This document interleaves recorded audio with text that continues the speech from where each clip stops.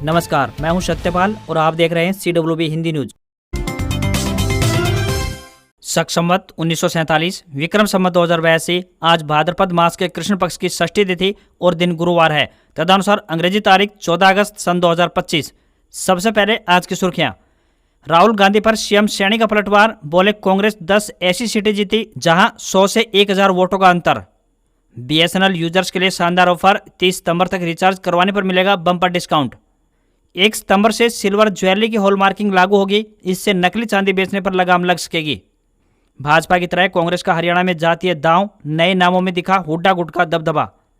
अब केवल इन्हीं किसानों को मिलेगा पीएम किसान योजना का लाभ, जल्दी से करें आवेदन, जानिए पूरी अपडेट।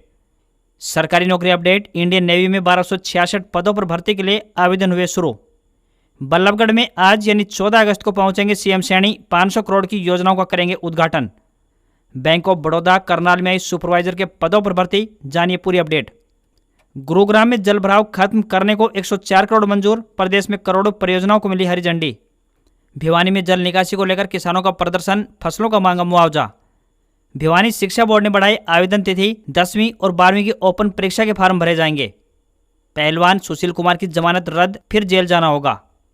चंडीगढ़ में फायर सेफ्टी नियमों में बड़ा बदलाव, अब 9 मीटर से ऊंची इमारतों को भी NOC आवश्यकता। बिना फीस ऑनलाइन माध्यम से करें इग्नू का ये शानदार कोर्स, डेटा साइंस में बना सकते हैं कैरियर। ICICI बैंक ने मिनिमम बैलेंस लिमिट को घटाकर 15,000 की, ग्रामीण खातों में 2500 रुपये ही रखने होंगे। और अमेरिका ने वीजा नियमों में बदलाव किया, H1B, L1 और F1 वीजा के लिए अब इंटरव्यू देना होगा जरूरी। और अब खबरें विस्तार से।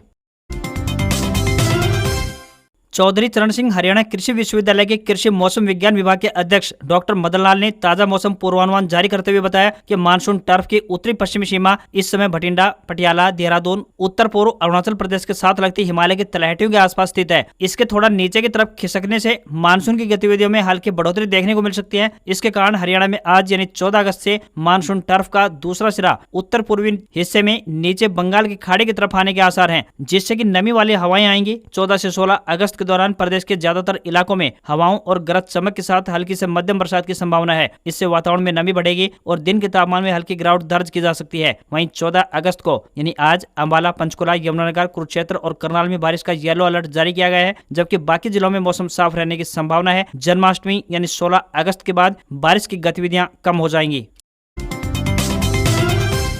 हरियाणा विद्यालय शिक्षा बोर्ड ने ओपन 10वीं और 12वीं की परीक्षाओं के लिए आवेदन की तारीख बढ़ा दी है। पहले यह तारीख 15 अगस्त थी, जिसे अब बढ़ाकर 1 सितंबर कर दिया है। ये जानकारी भिवानी स्थित बोर्ड के अध्यक्ष प्रोफेसर डॉक्टर पवन कुमार, उपाध्यक्ष सतीश शाहपुर और सचिव डॉक्टर मुनीष नागपाल ने दी है। इस बदलाव का फायदा कई तरह के छात्रों को मिलेगा, जैसे कि वे छात्र जो CTP या OCTP की परीक्षा देना चाहते हैं, जिन्हें दोबारा परीक्षा देनी है, जो कोई अतिरिक्त विषय की परीक्षा देना चाहते हैं या फिर जो अपने अंकों में सुधार करना चाहते हैं। ये सभी छात्र अब 1 सितंबर तक आवेदन कर सकते हैं। हालांकि देरी से आवेदन करने वाले छात्रों को 1000 रुपए का अतिरिक्त विलंब शुल्क देना होगा। यह शुल्क नियमित फीस के अतिरिक्त है। इस परीक्षा का आयोजन सितंबर या अक्टूबर 2025 में किया जाएगा।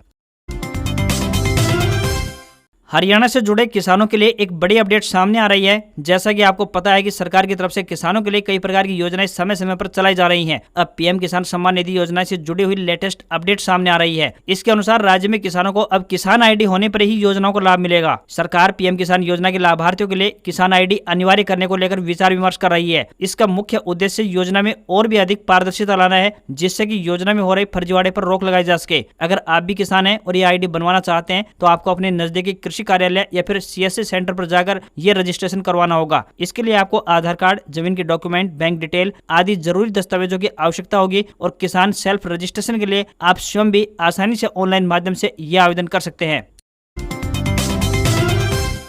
मंगलवार शाम हरियाणा में कांग्रेस हाईकमान ने लंबे समय से लंबित जिला अध्यक्षों के नाम की घोषणा कर दी है। इसमें कुल मिलाकर 32 नाम शामिल किए गए हैं। 11 साल बाद हरियाणा में पार्टी ने अपने जिला अध्यक्ष नियुक्त किए हैं। जारी लिस्ट में पूर्व मुख्यमंत्री भूपेंद्र सिंह हुड्डा गुट का दबदबा साफ नजर आ रहा है, जिसमें उनके समर्थित 19 नेताओं को जिला अध्यक्ष बनाया गया है। जबकि शैलजा खेमे की बात करें तो उसके 11 नेताओं को यह जिम्मेदारी सौंपी गई है। पार्टी आलाकमान ने ज्यादातर उन कार्यकर्ताओं को जिम्मेदारी दी है जो लंबे समय से संगठन में सक्रिय हैं। खास बात यह है कि जिला अध्यक्ष पद की कमान कई नई चेहरों को सौंपी गई है। साल 2024 विधानसभा चुनाव में किस्मत आजमा चुके 3 नेताओं को भी जिला अध्यक्ष बनाया गया है। इनमें अंबाला कैंट के प्रधान परविंदर परी, भिवानी रूरल के प्रधान अनिरुद्ध चौधरी और गुरुग्राम रूरल के अध्यक्ष वर्धन यादव शामिल हैं।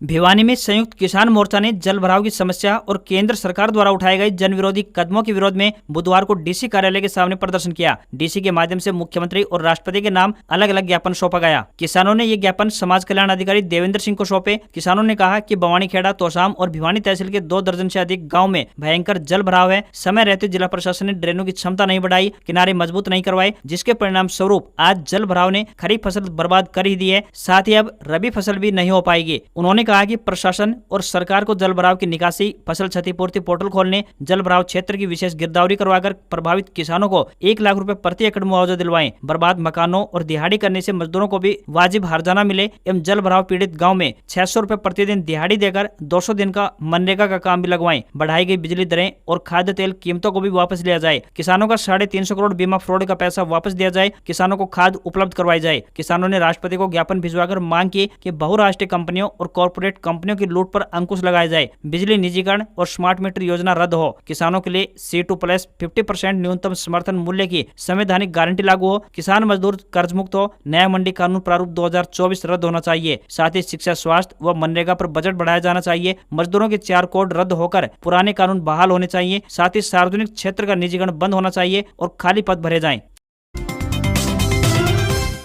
हरियाणा के मुख्यमंत्री नायब सिंह सैनी ने ईवीएम को लेकर कांग्रेस पर पलटवार किया। उन्होंने कहा कि प्रदेश में 10 ऐसी सीटें हैं जहां 100 वोटों से लेकर 1000 वोटों तक के अंतर से कांग्रेस चुनाव जीती है। अगर ईवीएम में कोई गड़बड़ी होती तो कांग्रेस ये सीटें भी नहीं जीत पाती। उन्होंने कहा कि इस बात को लेकर कांग्रेस के द्वारा जनता को गुमराह नहीं करना चाहिए। कांग्रेस ही अपने नेता राहुल गांधी को समझाएं और उनका इलाज करवाएं, नहीं तो झूठ का कोई इलाज नहीं है। मुख्यमंत्री पंचकुला में तिरंगा यात्रा के बाद पत्रकारों से बातचीत कर रहे थे। नायब सिंह सैनी ने कहा कि जब भी देश या प्रदेश में चुनाव का परिणाम आता है तभी कांग्रेस ईवीएम को दोषी ठहराती रही है। यही नहीं, इस बार के चुनाव में तो कांग्रेस नेता कहते रहे हैं कि यदि तीसरी बार नरेंद्र मोदी देश के प्रधानमंत्री बने तो संविधान को खतरा हो जाएगा। राहुल गांधी और इंडी गठबंधन के नेता तो संविधान को साथ लेकर प्रचार करते रहे हैं, परंतु देश की जनता ने उनकी झूठी बातों पर विश्वास नहीं किया और तीसरी बार प्रधानमंत्री नरेंद्र मोदी को चुना और हरियाणा में भी तीसरी बार नॉन स्टॉप भाजपा की सरकार बनी। सीएम सैनी ने कहा, कांग्रेस के पास अब कोई मुद्दा नहीं है। कांग्रेस बौखला चुकी है। कांग्रेस ने देश पर 55 साल राज किया। आज भाजपा के शासन में मजबूती से काम हो रहे हैं और साथ ही विकास कार्यों को देखकर कांग्रेसी अपना मानसिक संतुलन खो चुके हैं। कांग्रेस की भ्रष्टाचार वाली प्रथा को खत्म करते हुए प्रधानमंत्री नरेंद्र मोदी ने देश में गरीब व्यक्ति को आयुष्मान कार्ड, घर घर शौचालय, गरीब व्यक्ति को राशन पहुंचाने का काम और उज्ज्वला योजना के तहत गैस सिलेंडर दिया है। भाजपा सरकार द्वारा गरीब व्यक्ति का भला किया जाना कांग्रेस को रास नहीं आ रहा है। राजधानी दिल्ली और राष्ट्रीय राजधानी क्षेत्र में 10 साल से अधिक पुराने डीजल वाहनों और 15 साल से ज्यादा पुराने पेट्रोल वाहनों के मालिकों को बड़ी राहत प्रदान की गई है। मंगलवार को सुप्रीम कोर्ट ने अधिकारियों को आदेश दिया कि ऐसे वाहन चालकों के खिलाफ अगले आदेशों तक कोई दंडात्मक कार्रवाई न की जाए। यह निर्देश उस याचिका पर विचार के दौरान लिया गया जिसमें शीर्ष अदालत से 29 अक्टूबर 2018 के अपने उस फैसले को वापस लेने की मांग की गई थी, जिसमें राष्ट्रीय हरित अधिकरण के आदेश को बरकरार रखा गया था। एनजीटी के आदेश के अनुसार एनसीआर में 10 वर्ष से ज्यादा पुराने डीजल वाहनों और 15 साल से ज्यादा पुराने पेट्रोल वाहनों पर प्रतिबंध लगाया गया था। एनजीटी ने यह भी निर्देश दिया था कि 15 साल से पुराने सभी डीजल या पेट्रोल वाहनों को सड़कों पर बैन किया जाए और उल्लंघन की स्थिति में मोटर वाहन अधिनियम के तहत उन्हें जब्त किया जाए। सरकार द्वारा इस पूर्ण प्रतिबंध को चुनौती देते हुए मामला सुप्रीम कोर्ट पहुंचा था, जहां शीर्ष अदालत ने फिलहाल इस आदेश पर रोक लगा दी है। हरियाणा के गुरुग्राम जिले में जल भराव की समस्या के समाधान के लिए सरकार ने बड़ा और ठोस कदम उठाया है। मुख्यमंत्री नायब सिंह सैनी की अध्यक्षता में high powered works purchase committee यानी HPWPC की बैठक हुई, जिसमें सेक्टर 70 से 80 तक मास्टर स्ट्रॉम वाटर ड्रेन के निर्माण को मंजूरी प्रदान की गई। इसके लिए 104.95 करोड़ रुपए के बजट को हरी झंडी दिखाई गई। गुरुग्राम के अलावा पूरे प्रदेश में कई महत्वपूर्ण परियोजनाओं को मंजूरी दी गई, जिन पर लगभग 523 करोड़ रुपए की लागत आने वाली है। इनमें जलापूर्ति, स्वच्छता, औद्योगिक ढांचे, यातायात सुविधा और औद्योगिक विकास को बढ़ावा देने वाली परियोजनाएं शामिल हैं। बैठक के दौरान विभिन्न बोलीदाताओं से नेगोशिएशन के बाद सरकार को लगभग 13 करोड़ रुपए की बचत भी हुई है।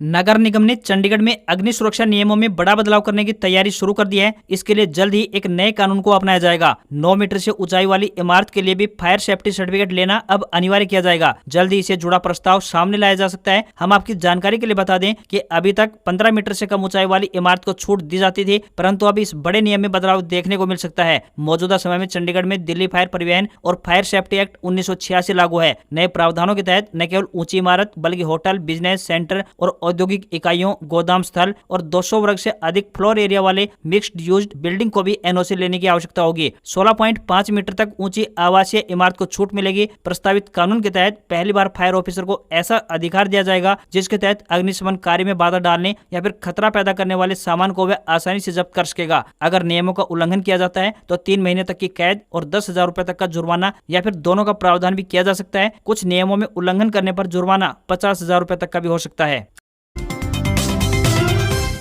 हरियाणा के राजकीय विद्यालयों के छात्रों के लिए बड़ी राहत की खबर है। अब प्रदेश के सरकारी स्कूलों में पढ़ने वाले बच्चों को मुफ्त बस सेवा का लाभ मिलेगा। खासकर वे विद्यार्थी जो अब तक दूर दराज के इलाकों से पैदल चलकर स्कूल पहुंचते थे, इस सुविधा से उनकी समस्याएं कम हो जाएंगी। प्रदेश सरकार ने ऐसे विद्यार्थियों के लिए निःशुल्क बस सेवा की शुरुआत कर दी है, जिससे कि वे आसानी से स्कूल पहुंच सकेंगे और पढ़ाई पर अपना ध्यान लगा सकेंगे। ये बसें सुबह बच्चों को स्कूल में पहुंचाने का काम करती हैं और जब स्कूल की छुट्टी हो जाती है तो वापस बच्चों को उनके घर तक पहुंचा दिया जाता है। बल्लभगढ़ खंड शिक्षा अधिकारी महेंद्र सिंह ने बताया कि फिलहाल यह सेवा कुछ चुनिंदा स्कूलों में शुरू कर दी गई है, लेकिन जल्द ही इस सुविधा को बाकी के स्कूलों के विद्यार्थियों के लिए भी उपलब्ध करवा दिया जाएगा। इस योजना से अब विद्यार्थियों को लंबी पैदल यात्रा नहीं करनी पड़ेगी और वे पूरी तरह से अपनी पढ़ाई पर ध्यान लगा सकेंगे। अगर आप भी सरकारी टेलीकॉम कंपनी बीएसएनएल के ग्राहक हैं तो आज की खबर आपके लिए काम की हो सकती है। बीएसएनएल अपने ग्राहकों के लिए एक ऐसा शानदार ऑफर लेकर आई है जो अन्य कोई भी टेलीकॉम कंपनी यूजर्स को उपलब्ध नहीं करवा पा रही है। अगर आप भी इसके ग्राहक हैं तो आप अपनी कंपनी की तरफ से उपलब्ध करवा रहे इस ऑफर के तहत रिचार्ज करवाकर सुविधाओं का लाभ उठा सकते हैं। बीएसएनएल की तरफ से पेश किया गया यह ऑफर 30 सितंबर 2025 तक लागू रहने वाला है। सभी बीएसएनएल ग्राहक इससे पहले इस प्लान का लाभ उठा सकते हैं। जानकारी देते हुए बताया गया कि कंपनी अपने 499 रुपए वाले प्लान पर 3 महीने के बिल पर 50 और 499 रुपए के वाले प्लान पर 3 महीने के लिए 100 रुपए का डिस्काउंट ऑफर कर रही है। कंपनी की तरफ से पेश किए गए इस नए ऑफर का मुख्य उद्देश्य नए यूजर्स को अपने नेटवर्क से जोड़ना है। इसके अलावा हाल ही में बीएसएनएल की तरफ से 1 रुपए वाले फ्रीडम ऑफर का भी ऐलान किया गया था। इसमें कंपनी 30 दिनों की वैलिडिटी उपलब्ध करवाती है। इस प्लान में इंटरनेट यूज करने के लिए आपको हर दिन 2 GB डेटा भी मिलने वाला है। साथ ही आपको अनलिमिटेड कॉलिंग और हर दिन 100 फ्री SMS का लाभ भी मिलने वाला है। कंपनी का यह ऑफर 31 अगस्त 2025 तक वैलिड रहेगा। अगर आप भी बीएसएनएल के यूजर हैं तो स्वतंत्रता दिवस के मौके पर पेश किए गए इस खास ऑफर का लाभ उठा सकते हैं।